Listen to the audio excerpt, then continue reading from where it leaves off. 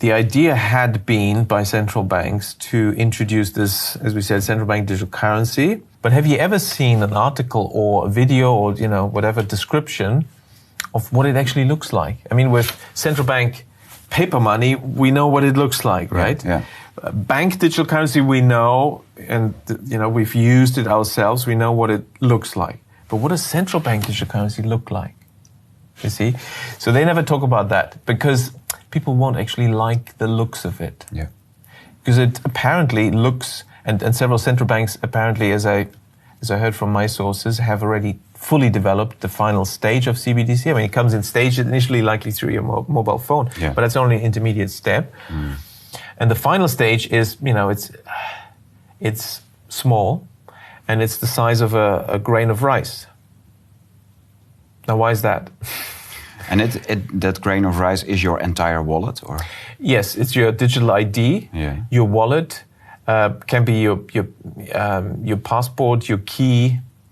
Now, of course, what we found with our debit cards or credit cards is they've already now moved to the system, RFID chips, RFID technology where you just wave the thing, contactless. Yes. That is sort of the conditioning us in this direction. That in the future you'll just wave your hand because you've got the microchip implant under your skin, and because and each step there's a rational reason. It's easier just to wave this, isn't it? It's much faster because we always have to wait in the queues as everyone types in their numbers and all that. So just wave it, it's quicker. But the next rationalization would be, but you can lose your card. Somebody can steal your card. And then you're just waving. That's kind of risky. Wouldn't it be nice if you couldn't lose it and nobody could steal it? But it's clear that that's it is almost a step too far for a lot of people because it is a violation of human dignity to actually inject something like that under the skin. So that's where you need some more persuasion. Yeah. And it's interesting that this concept of universal basic income has been around for around a century, where everyone should get some kind of citizens, payment.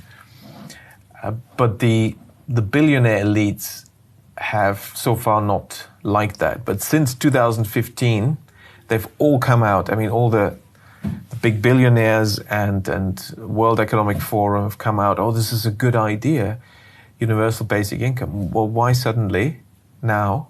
Because now we have the technology for the microchip implant.